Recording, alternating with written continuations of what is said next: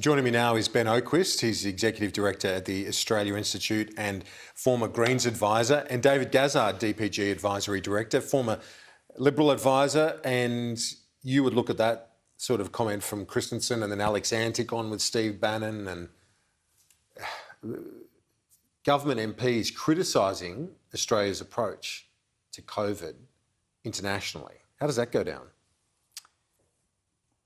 Look, you're free to have your own point of view. This thing about the Holocaust, I don't get. I think it gets tossed around far too loosely. I think it's an insult to anyone who went through the Holocaust. I understand that the treasurer, Josh Frydenberg, who's Jewish, has sought and received an apology from the member for Dawson. But it is... His family fled the Holocaust. Absolutely. His colleague in the coalition party room.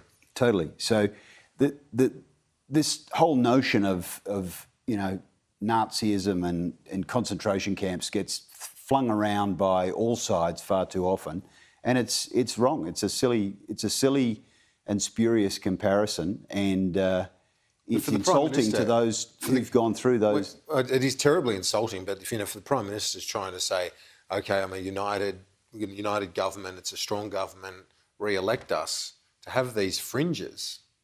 Well, but that is the point. That is the point, isn't it? This is the fringes. If you come up and said this was a government minister, you might have a point, right? But George is quitting at the next election. He's never been anywhere near a ministerial post, and it's a democracy. This is a guy from Queensland who has a reputation of being outspoken.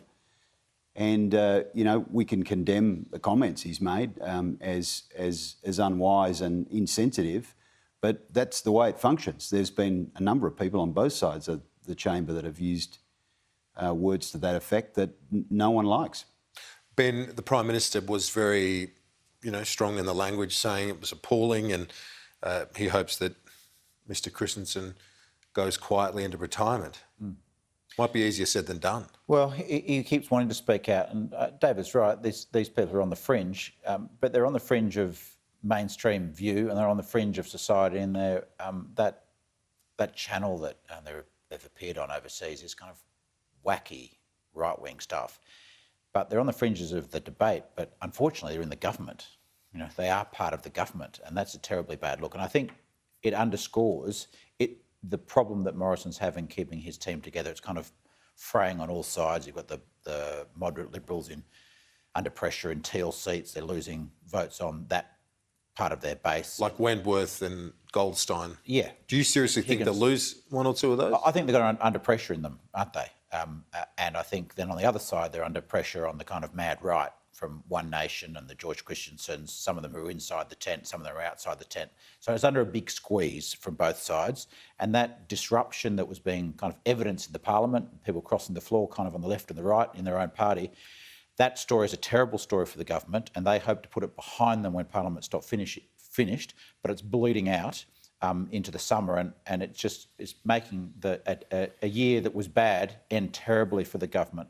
And I think the big problem going into the election for the government, the opposition's got to make the case for change at a time when people are finding change difficult, so they've got a problem there. The big problem for the government is they look ratty, and it looks like the tail end of a 9-year government. And if that kind of narrative takes hold, the whole thing could slip away from them. You would take that lecture from Ben if the Greens didn't have a candidate who has got an album cover for a band they're playing called Class War, where there is a guillotine lopping off the head of Scott Morrison and Anthony Albanese. So it's all well and good to have a crack at the government for a guy who's so far out he's painted on the back bench, but there is a pre-selected candidate or someone who's running for pre-selection in the Greens right now with an album cover that they've proudly put a guillotine looking like it wants to take the head of the Prime Minister and the Leader of the Opposition off on. So, I mean, this is what democracy throws up for you. That's my point, right? And if you're going to condemn George Christensen, you've got to condemn... I've got no idea what you're talking about, David, but really, George Christensen is a member of the government. He's in Parliament. He takes Dorothy Dixer questions. Antics in balance of power in the Senate. If you're comparing some obscure Green album cover with what's going on in the government. And if the government's taking that attitude, they're the ones that are going to come off worse. I mean, these people are in the parliament on mad, wacky shows that Trump can hardly go on. And I think it's a bad look. Let's move on, because I need to talk about the climate policy, both of you, because it's been central to so much of this political discussion over years and years and years, as we all know. How has the Labor policy landed? It seems like it's landed fairly quietly, which is what Albanese would want. He would have wanted that, but I think we'll see a lot more of that, right? 43%. The costings are coming under pressure. I think there's one thing you can take out of that, and that's that you're going to pay one way or the other. And Anthony Albanese has a problem because he desperately needs Green preferences. So he's got to push out into the fringes in terms of, well, we're using the term fringe of climate policy, but he's also got to win seats in Queensland, WA and regional New South Wales in the manufacturing and mining belts. Queensland, his primary vote's at 26%, so he is desperate to accumulate as many preferences of Green as possible.